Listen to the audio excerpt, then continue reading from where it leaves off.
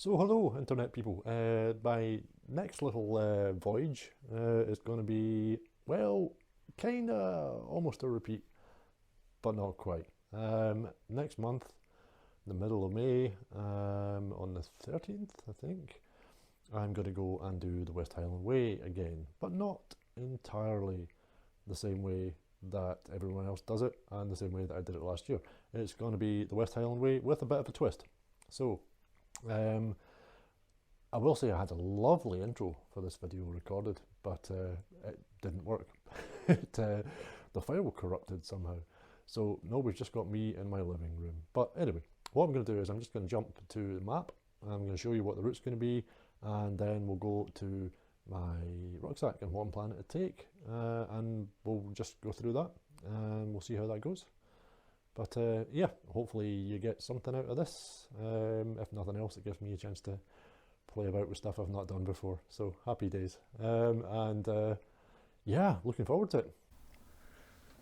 All right, so let's have a look at the map, and we'll see what the route is, what the West Highland Way with a twist is. Top tip: you can see what the twist is, even from looking at it here.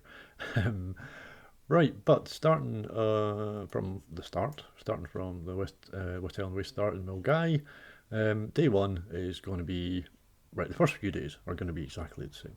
The first 4 days are going to be exactly the same as the West Highland Way normally would be. But for me, day one is going to be from Milgai to Conic, which is here. Actually, probably camping in Garvin Forest, which is here, so wild camping. I don't really fancy camping on the top of Conic, although I know certainly people have done it in the past. For me, yeah, so normally, well, not normally, but a lot of people go to Drimmen for their first day. Where's Drimmen? I there's here, yeah. Drimmen's here. So going past Drimmen, through the woods here, to about here in Garvin Woods, that's day one. Day two, over the hill early morning into Balmaha, maybe stock up. They've got a wee shop there. Along the side of Loch Lomond to Rowerdennan. A lot of that's road walking, some of it's path. And from Rowerdennan up here, there's the bothy. Keep going. Some of this is a bit rough, but it's not too bad. To Inversnaid. So this is going to be quite a hard day. Conic Hill early in the morning, and then half the way up. Well, if you look at it, more than halfway up. Half the way up. Bama has a way down here. Inversnaid. Aye, quite a lot of Loch Lomond. Only leaving the top bit for the next day. So quite a long day the second day. I am staying in the Inversnaid bunkhouse. I wasn't originally going to, but there is a reason for this. If you don't want to stay in the Inversnaid bunkhouse, there are really good places to wild camp just past Inversnaid to Tell. Down here, right? So along here, there's quite a few decent spots to wild camp.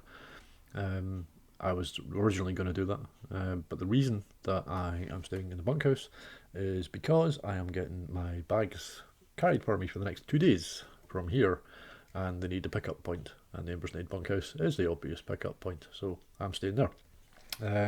Why am I getting my bags carried? Is that not just cheating? Well, I did it with my bag last year, carrying everything. I don't feel that I've got anything to prove by doing it again, if I ever did. I probably did think that I had something to prove. I'm an idiot. But I certainly don't have anything to prove now. And this next stretch, right, so what's going to be day 3, starts with this bit of Loch Lomond, which is horrendous, and is even more horrendous if you're carrying a full rucksack. No one really takes much footage of this because they're scrabbling about and cursing the world a lot of the time. So I would quite like to be able to do it with much less weight on my back and starting early in the morning so that I actually am fresh and I can take some footage and show people what I mean when I say that this is a scramble. So rather than just saying, oh, that was hard, I kind of want to show you why people say it's hard. That's the plan. So yeah, right, that is Conic Hill to here, and so we're on day 3. Day 3 is going to be all the way up here in the morning Inverarnon for a coffee and bite to eat, possibly, depending what time I get there, and then all the way up to Tyndrum. So end of day 3 is, by the way, Tyndrum's a good town to restock in. You get, you know, gear, fuel, clothes if you need them, food, that kind of thing. It's probably the best of the stops that you'll have to resupply, which is handy because it's just past the halfway mark. So that's it for that day. Day 4 is going to be from Tyndrum along to Bridge of Orkey rather. I'll probably stop for a coffee there because Bridge of Orkey is a nice hotel and their coffee's good, so that's a huge plus for me. Then over the hills to Inverarnon. I loved this bit last year. I got a good day for it. I really hope it's nice again. I want to get some decent footage of the views from these hills because they are quite stunning over Loch Tilla. Then down in Inverarnon, whose coffee was shit. But you know, hey, we'll see how I feel. I can just grade everywhere by the quality of their coffee. Bridge of Orkey, 8 out of 10. Inverarnon, 3 out of 10. It was instant. Right, okay, so from Inverarnon over Rannochmoor, which I loved. It was starting to get dark last year when I was doing this, even though it was midsummer. Well, it was August. Because it was a long day for me. And it probably will be again, but I'll be doing it without my rucksack, so it should make it a bit easier. Anyway, stopping at Glencoe Mountain Resort for that day, where I will be picking up my bag again for the next days. So, Glencoe is an okay shout. They had a fire a couple of years ago. Their facilities, they've still been rebuilding and repairing, so we'll see how that's going. King's House, you can wild camp at King's House. They're quite happy for people to do that, and even use their bunkhouse, so their showers and their water tap and stuff like that. There's a charge for the showers, but it's only £1, I think. So yeah, if you don't want to stay in Glencoe, then King's House is a reasonable shout. Don't expect them to feed you right enough. They can be a bit fussy about that.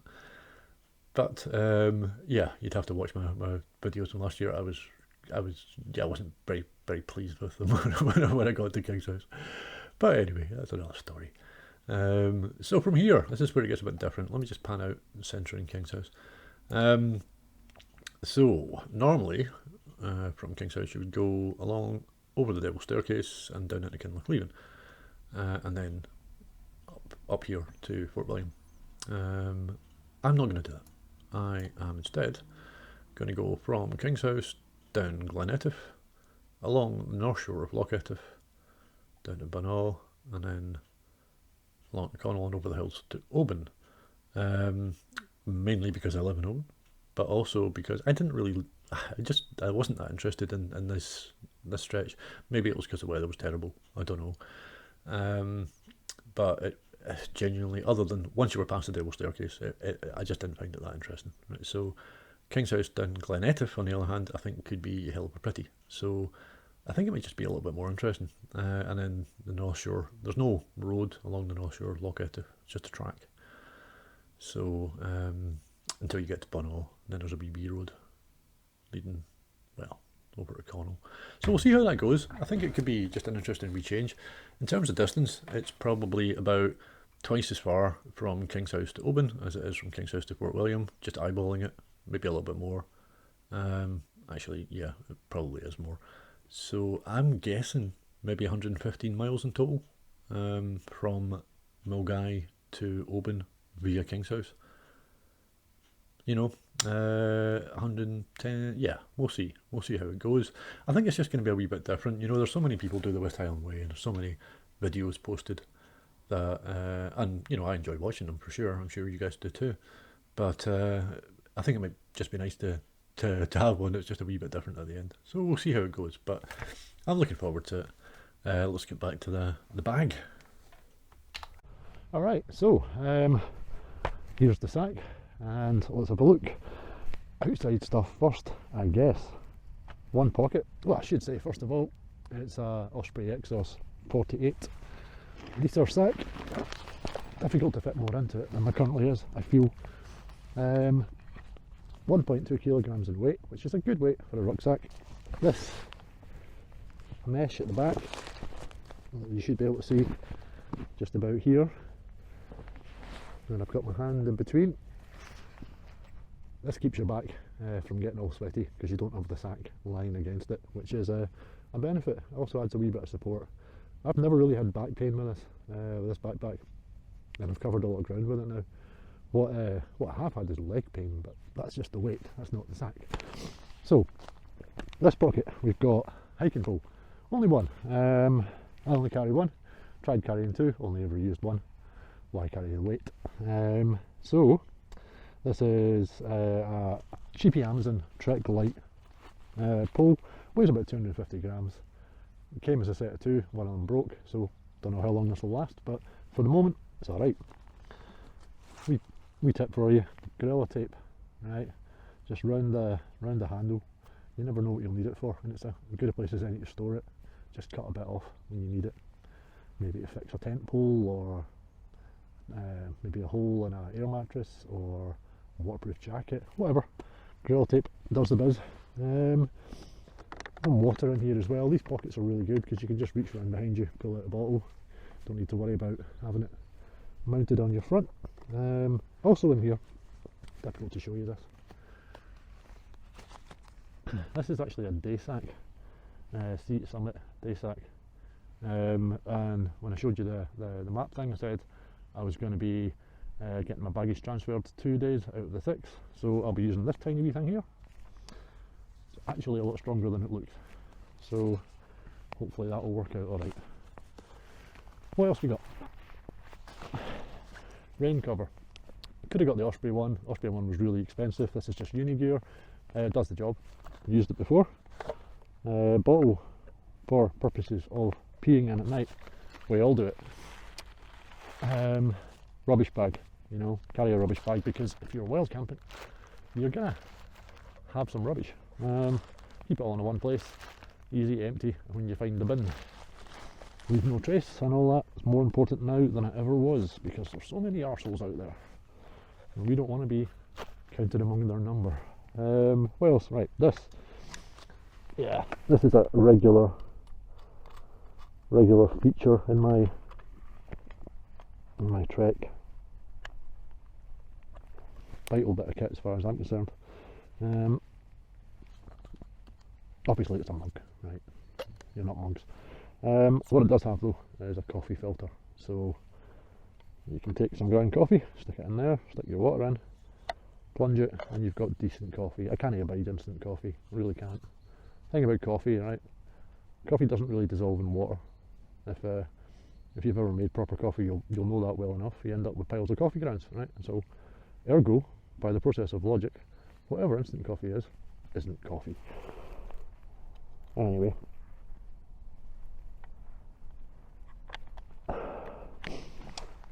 Coffee mug.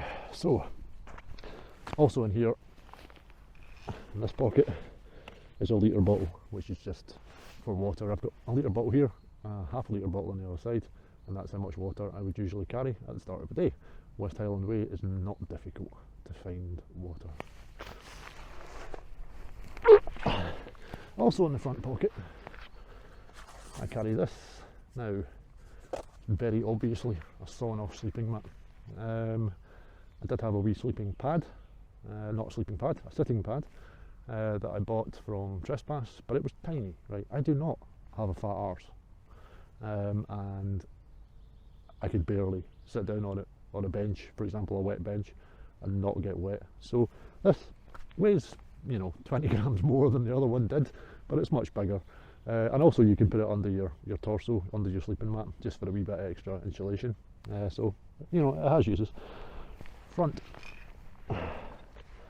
This pocket here currently has the case for the DJI Pocket that I'm filming on, but it usually has my phone. So, easy to get to.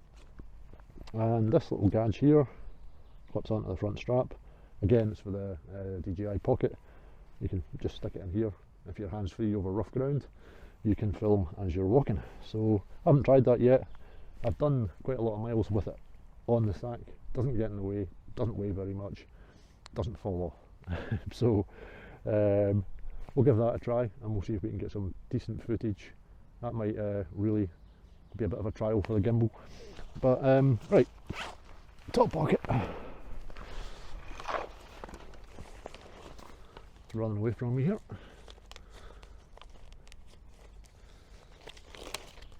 We have a map. Specifically, we have a footprint map. Won't be able to focus in that distance, but never mind, take my word for it. It's a footprint map, right? It's a Scottish company, I think they're based in Stirling. What distinguishes this from any other map? It's much the same, right? It's got everything broken down into stages. It's waterproof. It can take a bit of a beating, same as all the others, right? But what this has, and the others don't have, is it has mile markers. So you can see, all right, I've gone 12 miles today. I've got 5 miles left to do. Right, you can kind of try and work that out by eyeballing it in other maps, but this just makes it easy, right? So why would you make your life hard? Footprint map. Water purification tablets. Now, as I said last time I did this, most people take water filters.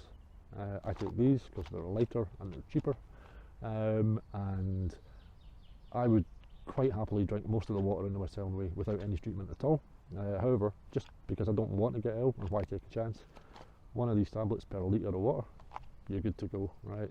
No problem. I've done the West Highland Way, the Great Glen Way, quite a few other walks, and this is what I've used to treat water, and I've not got ill, so absolutely no bother.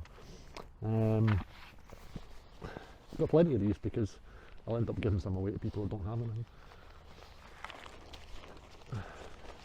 Right, well, also in there, a wee bit difficult to get to, but I don't need it very often, is a trowel for digging holes. Well, you know what that's for.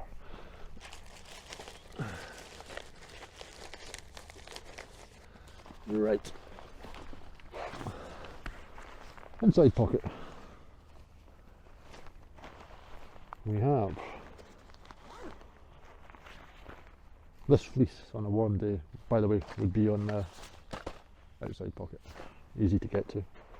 In here, midge net, and on a similar theme, smidge. My latte spoon, which I use for eating and making coffee. Very light, gets to the bottom of packets, does the job. And a cheap, well, Swiss Army knife, knockoff from Mountain Warehouse, I think.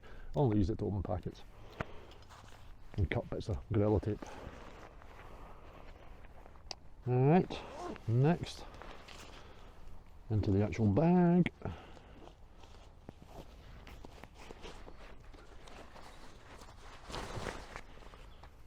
Top of the bag, Frog Tog's rain jacket.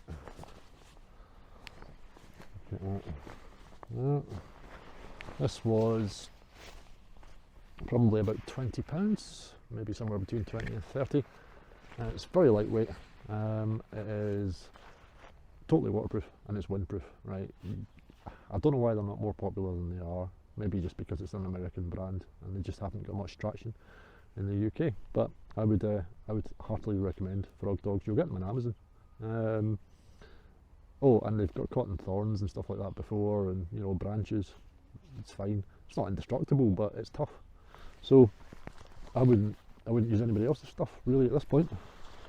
This is different from the last walk because I didn't have it. This is the drone and batteries and the controller. Heavy. I needed to lose weight elsewhere, but we'll get to that as we go. Dry sacks. I do love my dry sacks.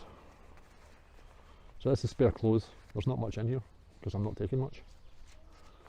Right, there's spare socks. These are darn tough socks. They look like socks that my grandfather would have worn.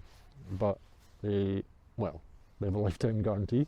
They don't give you blisters, and they are darn tough. So I would recommend. They're a wee bit more expensive than many socks, but if they stop you getting blisters, they're worth every penny.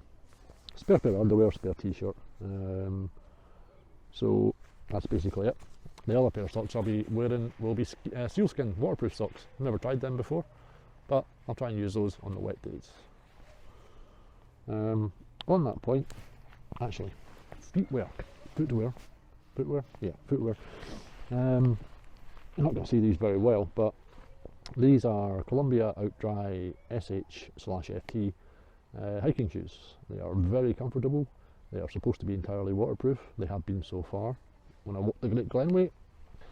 And I've not had any problems with blisters, which I did have with boots. People are going to argue forever about whether or not trail runners, hiking shoes, hiking boots, flip-flops. I'm not entirely joking about the flip-flops.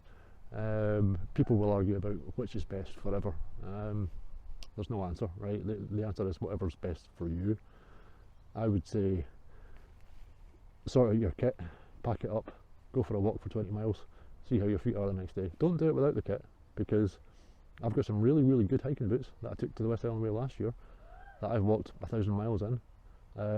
Never given me any blisters. All of a sudden you add a pile of weight to your back and my feet were wrecked, right? So do your trial with your backpack, with your backpack packed, and see if there's any hot spots. And if there are, you know that's going to be an issue. So, you know, do the research before you go, and that way you'll enjoy your trip rather than be in pain, as I was. Hopefully won't be this year. Electronics. As you'll see from this wire, I'm currently charging the wireless microphone. Got a battery pack in here, which is a 20,000 milliamp hour Anchor battery pack. Most people wouldn't need that much, right? The reason I'm taking a 20,000 one is because I've got the drone and the camera stuff, so I need a wee bit more juice. Also in here, not much really in terms of this. The actual pocket I'll carry in this. My phone goes on the chest. The drone itself goes in its own case. So, right, headlamp, Amazon one, right? It's pretty good. It's USB rechargeable. Didn't cost much. The wires, the charging wires for stuff, and a double USB Anchor plug.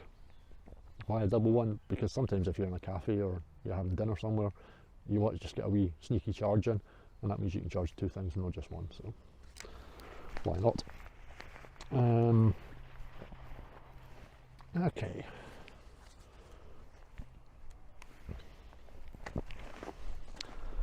Tranja. Right, controversy. Why do I use a Tranja when everybody else uses little gas stoves that weigh much less than a Tranja? It's pretty simple. I kind of went into it in a wee bit more detail last time when I was doing it last year, but I've had bad experiences with gas stoves, and this is an alcohol stove, right? It uses methylated spirits, so you can see how much fuel you've got. You don't have to guess by a can. This is much more stable when it's set up. It'll work in any wind conditions and any temperatures. It is heavier. This, with the fuel, is 800 grams, 832 grams to be precise, with the fuel that I'm taking with me. Right, it's just a trade-off that I'm prepared to make. Most people wouldn't. Some people love Tranjas. They've got a devoted following, of which I am one. Most people are going to take a wee stove like an MSR pocket rocket or a jet boil or something like that. And that's fine. It's probably more sensible, just not for me. So,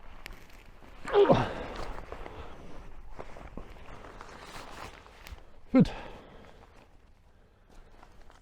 We've got in here some sachets of hot chocolate, which I'm very fond of taking. It's really good at night.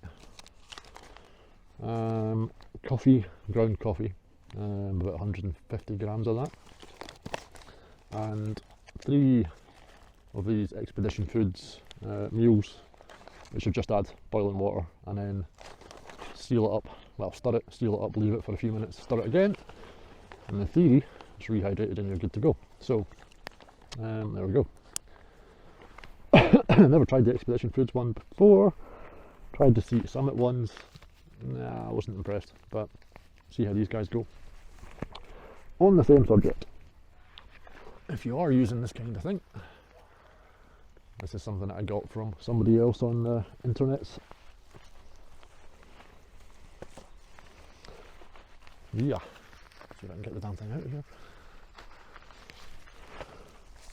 we have a pouch which is for fitting the meal in. Once you've added the boiled water and you've closed the bag, stick it in here, keeps it warm, also allows it, just simply because it's got more heat, it will rehydrate better and keeps it warm when you're eating it. This is made out of Gorilla Tape, of course, and I basically bought a reflective car windscreen cover and just cut this out of it, so dead easy. That goes, I keep this where the water bladder would go if I was using one. Right, first aid kit, mostly plaster stuff, painkillers, antiseptic. I've got a support bandage in there. This around my neck, I can use this as a sling in the unlikely event that I would ever need to. It's a pretty basic first aid kit, right? But it's also not really what you would call a wilderness trail. You know, there's always going to be help around. There's only a couple of sections where you don't have phone reception, most notably if you're doing the whole thing between Kinlochleven and Fort William. The phone reception is pretty spotty, but there's always people on the trail, right? You're always going to get help if you need it. So, right, this is a new toy. Well, not a new toy. Sleeping mat. It's recommended to me. I haven't tried it yet. You see it's still in the packaging.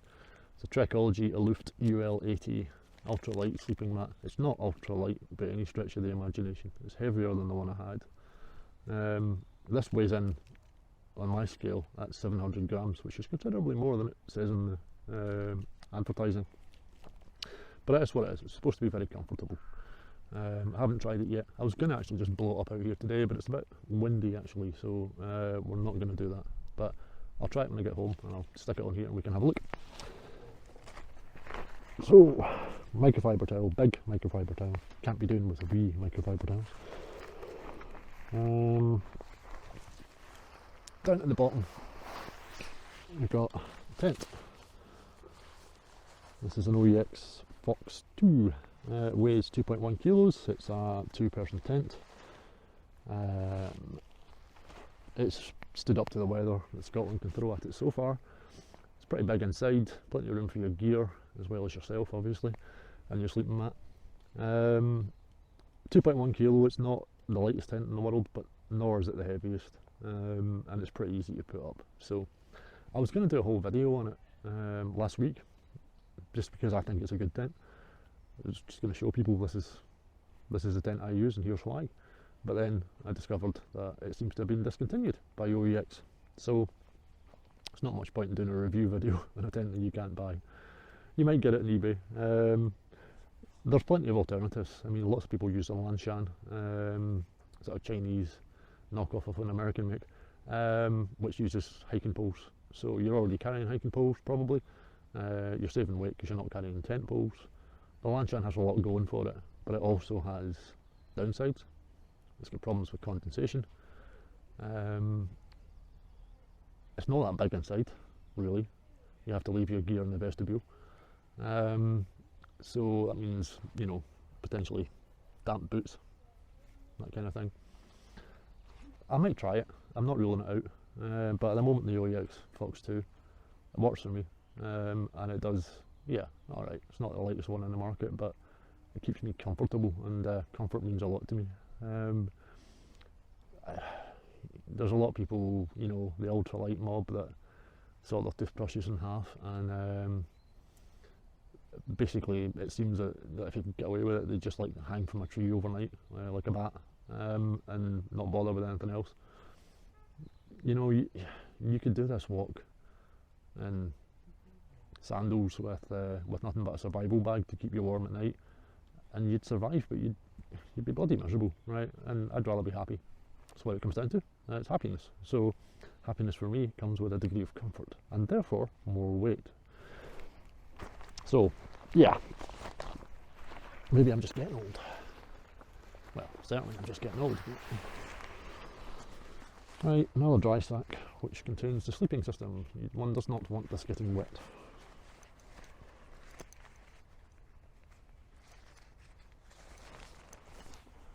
What do we have? We have Sleeping bag, this is new for me. It's an Alpkit Pipe Dream 400. It's a down sleeping bag, so it's light and it compresses small, much smaller than this actually.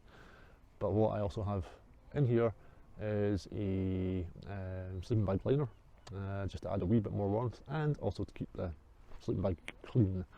It's a bit of a pain in the arse washing down. And on top of it here we've got a Trekology pillow, which inflates and also has a wee strap, as you can see, which goes round the sleeping mat. And therefore stops your pillow moving about in the night.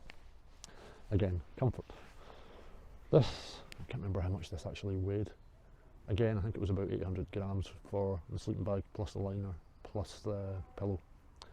That was more than that. I can't remember exactly, I can check though. I'll put it on the screen. So that's it. That's everything that's in the bag.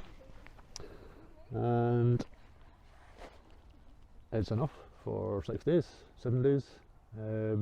Should be anyway. I'll let you know afterwards what I need, what I don't need. Now the big question, obviously, that people might be asking is, what does all this weigh? And the answer is, with the food and with 1.5 litres of water, it comes in at 14 kilos. So that's food, snacks, main meals 3 of, snacks for a few days, water starting off the day 1.5 litres, which I'll top up as I go. Take out the food and water, and it's about between 11 and 12 kilos. So it's fine, you know. It's the base weight's 11, 12 kilos. It's heavier than some people's, but for me, it's manageable. So we'll see how we go. But that's it for the pack. I'll just repack and head off.